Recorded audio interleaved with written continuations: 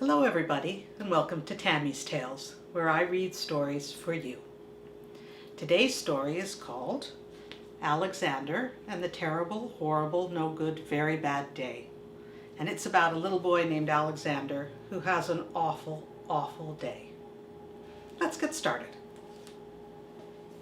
I went to sleep with gum in my mouth, and now there's gum in my hair. And when I got out of bed this morning, I tripped on the skateboard, and by mistake I dropped my sweater in the sink while the water was running, and I could tell it was going to be a terrible, horrible, no good, very bad day.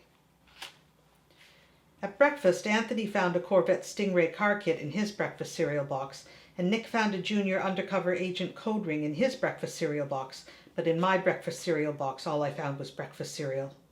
I think I'll move to Australia.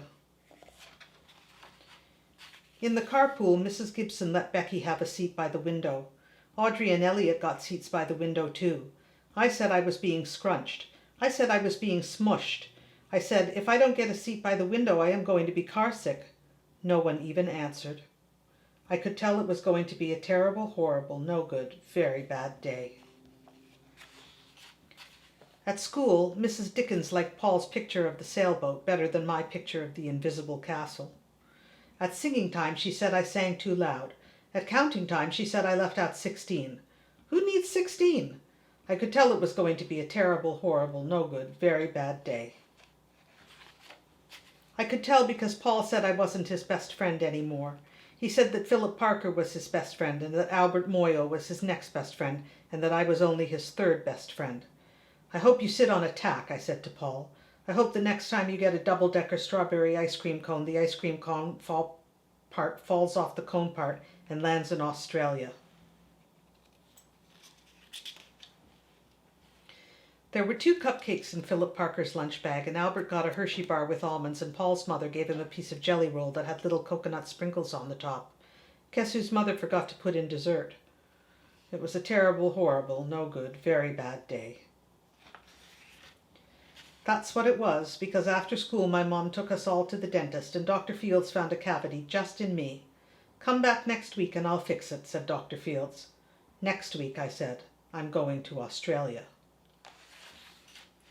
On the way downstairs, the elevator door closed on my foot, and while we were waiting for my mom to go get the car, Anthony made me fall where it was muddy, and then when I started crying because of the mud, Nick said I was a crybaby, and while I was punching Nick for saying crybaby, my mom came back with the car and scolded me for being muddy and fighting. I am having a terrible, horrible, no good, very bad day, I told everybody. No one even answered. So then we went to the shoe store to buy some sneakers. Anthony chose white ones with blue stripes. Nick chose red ones with white stripes. I chose blue ones with red stripes, but then the shoe man said we're all sold out. They made me buy plain old white ones, but they can't make me wear them. When we picked up my dad at his office, he said I couldn't play with his copying machine, but I forgot. He also said to watch out for the books on his desk, and I was careful as could be except for my elbow.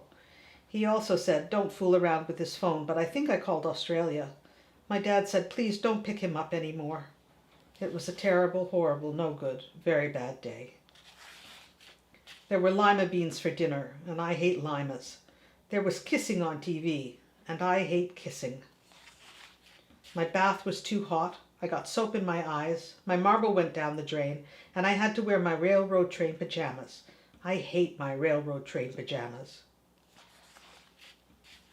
When I went to bed, Nick took back the pillow he said I could keep, and the Mickey Mouse nightlight burnt out, and I bit my tongue. The cat wants to sleep with Anthony, not with me. It has been a terrible, horrible, no good, very bad day. My mom says some days are like that, even in Australia.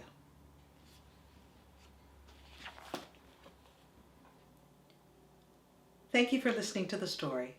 Come back next week for another Tammy's Tales, and I hope you have pleasant dreams.